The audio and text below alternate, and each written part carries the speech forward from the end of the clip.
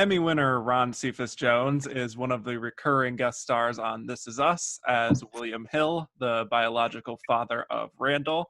I'm Kevin Jacobsen of Gold Derby, here with Ron today. And to start things off, since you are in a guest actor capacity on this show, I was curious how far in advance you know that you're going to be back on an episode. Well, each season it's been different, man. It's a really strange place to be because you don't quite know if they're going to use you in the season.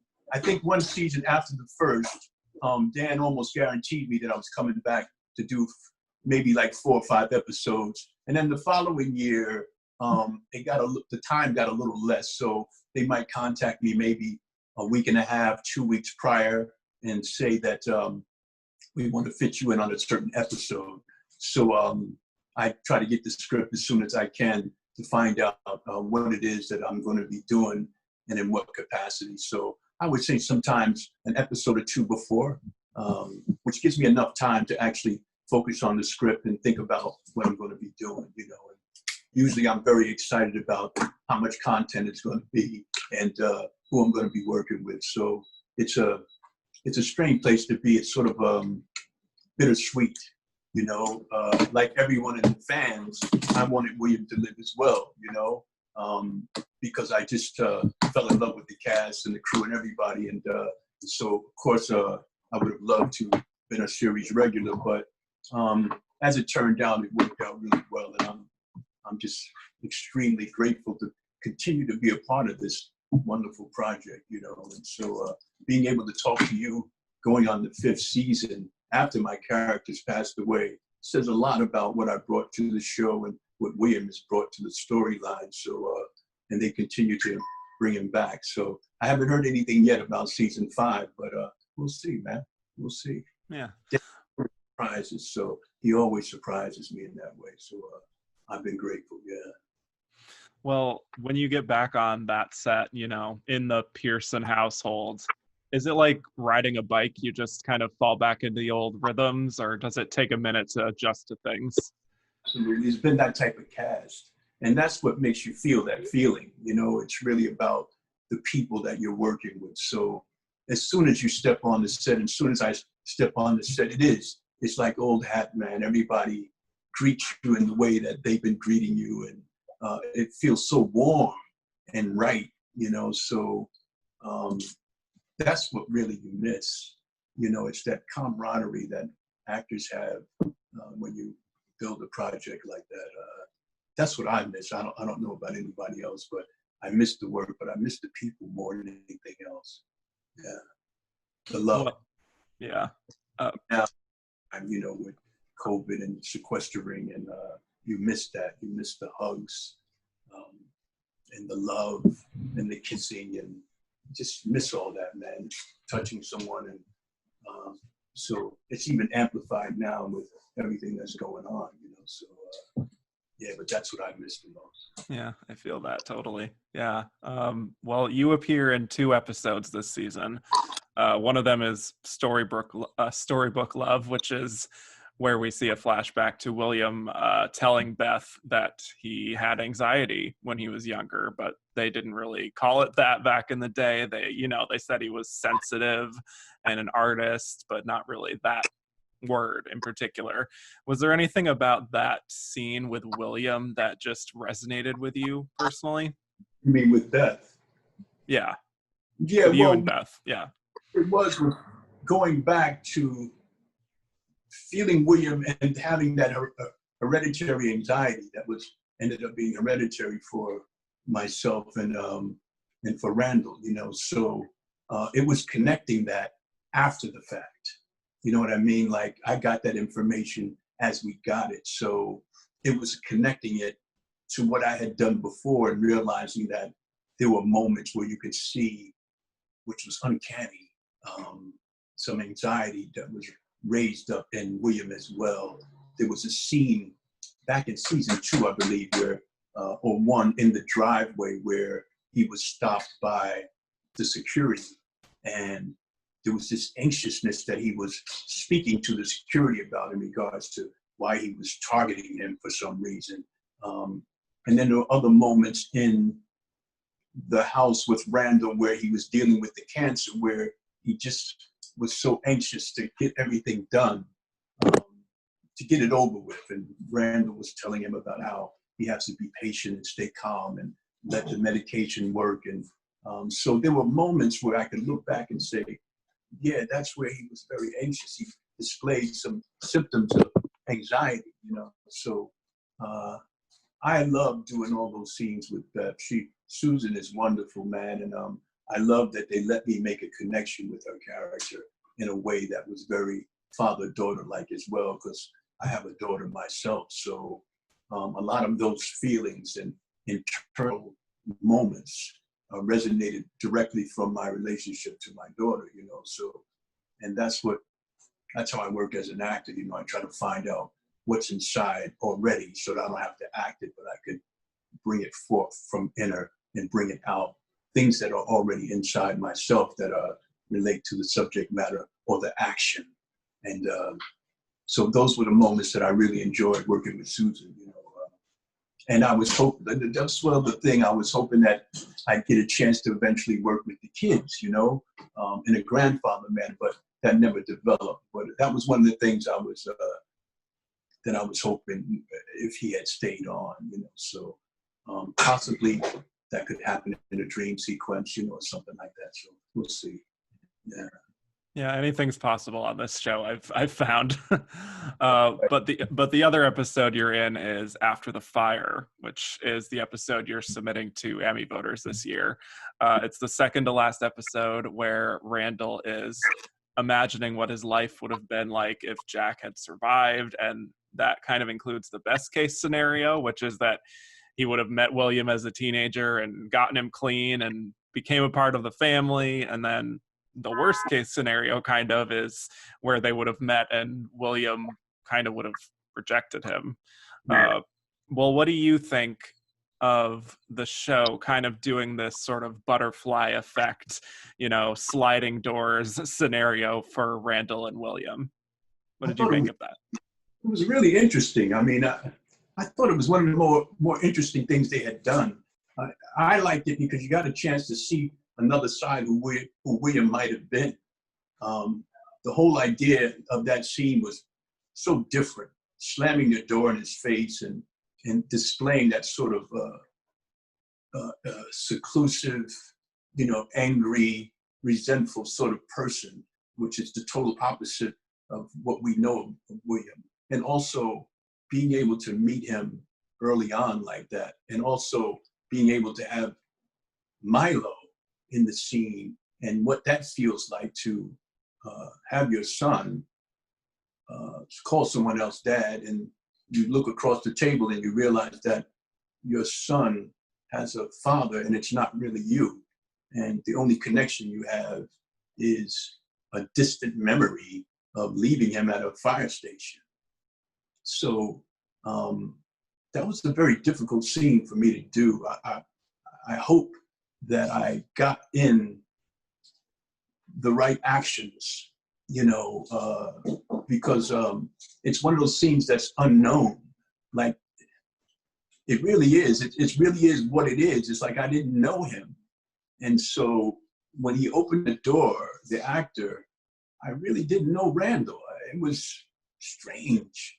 And I just stuck with that. You know, I stuck with the idea that this is my son, but I don't really know who he is. And I didn't know, and I'm sorry, I can't, his name escapes me, the wonderful, fine actor that played him at a young age. Niles Fitch. Niles. Yeah. I didn't really know Niles like I know Randall. And so I had never worked with Niles before. I've seen his work, and he's a wonderful, tremendous young actor, man, with so much road ahead of him. But I didn't really know him. And so that's what came out. That was the realness of it. I really didn't know him. And I liked him a lot, man. And so that's what was there. And I hope that that's what people saw, you know, that and the uneasiness that comes with that, you know, trying to be impressive, but at the same time, really having nothing to impress him with. You know, he's throwing it around trying to show him stuff, and here's my trumpet, and here's my book of poems, and trying to impress him with nothing really to impress him. Looking across, and there's Jack, successful, and obviously he raised him wonderfully. You can see that. So the awkwardness about that scene, I hope, just really showed because it was real. I don't know how to describe it any other way. And the angry scene was easier than the nice scene. The angry scene was a lot more easier because it was short, quick, and abrupt. It was just like, I don't have a son. I never had a son. Bam, close the door. I didn't have to linger on it too much. So I didn't really look at him in that scene. I didn't give myself time to do any recognition. So I looked above him, and I looked more at Jack than I did the kid. Like, why are you bringing this? Who are you, and why are you bringing this kid here, or whatever? So it was more about looking over the kid's head at the man, and then really yelling at the man, because he didn't even want to acknowledge the fact that this kid could be his son. So I like the duality in that, and that's what I'm hoping that that gets noticed, and so I think that's why those scenes resonate, and hopefully, they make the grade, Yeah, that's super fascinating. I'm not sure how much you've thought about this in particular, but what do you think really would have happened if Randall had come into William's life when he was younger? Have you thought about that? Well, the first thing I thought was that it was an impetus to keep him clean and straight. Children have a way of giving you responsibility and accepting responsibility. So I've always thought that William would have made a good go of it. I don't know. It's hard to say how to raise a child by yourself or on your own. I'm not sure what he would have done, but I always felt like had he met him sooner, it might have worked out the way that they kind of wrote it. I think in a way, in a distant, as long as the child has a desire to make the connection, then the adult can make the adjustment because their heart wants to. But if they feel like the child's heart is not into it, it's still, even if you see them, if the child's heart not into it, then I think William would have just excluded himself gladly, especially after seeing that his child is safe and happy. I think he would have been fine with that, which was the way he passed when, and he said to Randall, "You deserve everything. You are special," and he accepted that. And I think that's where William would have been at. I think that Randall at a young age, if his heart was into being, which it was in that scene, then I think it would have kind of worked out the way it did. I think he would have came into his life when Randall wanted him to.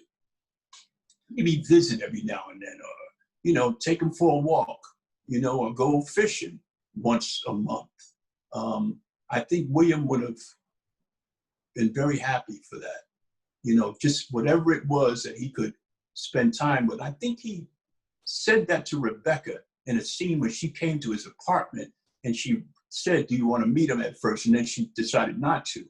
But he said anything, at that point. He was telling her, just maybe I can just help him with his homework or whatever, anything that I can do to be around him, not be his father, but find a way to make a connection with him. So I like to think in my heart, and I always have, that that's what William wanted. So the first day that he met Randall and he says, "You want to meet your grandchildren?" He said, "I'll get my coat." So right there, it showed you that it was there because he didn't hesitate, but he also accepted the fact that if Randall rejected him, he was ready for that. Because he said, I'm walking out right now. And he said, "Go ahead." I expected that too, I was prepared for that all these years, so I had a full understanding of that character in a way that I've never understood a character before. It was my first really kind of lead character that I had a full storyline. I've done other television pieces, but this was the first that I had a full arc. And so I fell in love with him because I knew him so well. And I think that's what resonated with the audience as well. Yeah. He was a very true character to what was in my heart already, and the people and the men that I knew and grew up with. So he was very much a part of that, which was a part of me, so. That's exactly why the audience did fall in love with William. I think so. Yeah. I mean, I think that, and I think that when you see work like that, you feel that it's really coming from a truthful place, as opposed to like, and I've gotten letters from all over the world, man, all over the world. I mean, just yesterday from Bulgaria, this woman wrote me about her uncle who passed away. She said, "You reminded me of him so much that every time I watch the show, I cry and I long for you." Bulgaria, I get letters all the time from all over the world. And so that's special. It's special to people fall in love with a character like that, even though he's not on the show anymore. So that's the genius of Dan, I think, also. Yeah. He found a way to keep you in the people's conscious, because that's what happens. Yeah. It gets into your subconscious. And people still tell me how much they long for him, so. His spirit is there. Yeah, for sure. Well, speaking of special, you are becoming something of an Emmy favorite.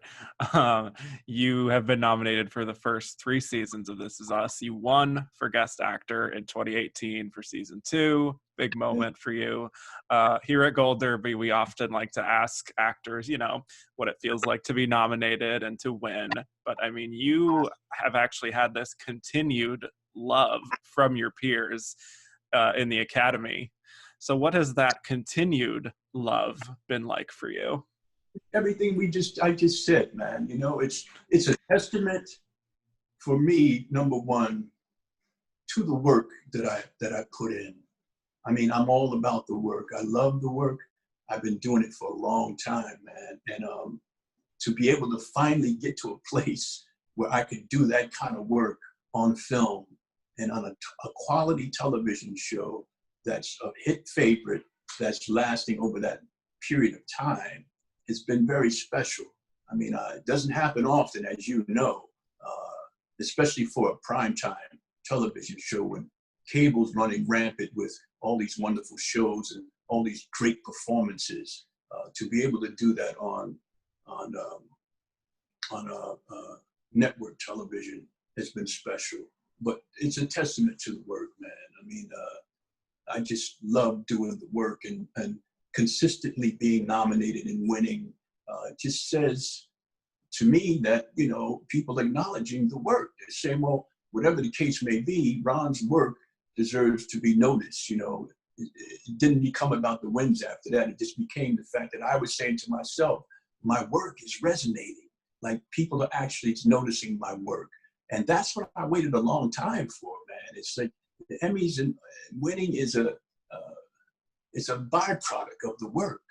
It is, man. And it makes me feel like the audience and the people that know the work are saying, we know the work, we can see your work.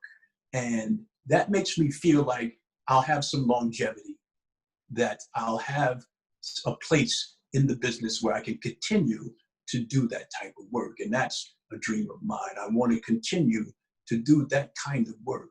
And what's happening is that kind of work is starting to come to me now. I'm getting offers of this, like the next show that I'm doing, or we'll chat on about a minute, is Truth Be Told. To be able to get an offer to work with Octavia Spencer is a byproduct of my work that I've done on This Is Us. So the consistency of being able to go from one project to the next that has quality actors, quality writing, and quality work is what an actor dreams for. To be able to be in the echelon of the grade A actors, to be spoken with in that same category as a Octavia Spencer or Sterling K. Brown is special. And that's where I wanted my career to be and continue to be. So And then the Academy has been very kind to me, man. Gold Derby has been very kind to me. And I think it's because you guys see the work. So, and they say, man, let's talk to Ron because he does good work, man. And it's interesting work. So, I mean, that's what this is all about, right? It's all about good work, good TV shows, good. And so to feel like you're in that category, man, it's like, that's what I've been doing for 20 something years, man. So to be able to have my work acknowledged, that's everything, man, because it builds continuity and it builds quality work. And, everything should be better. You want to be better. You want to do things that keep challenging you.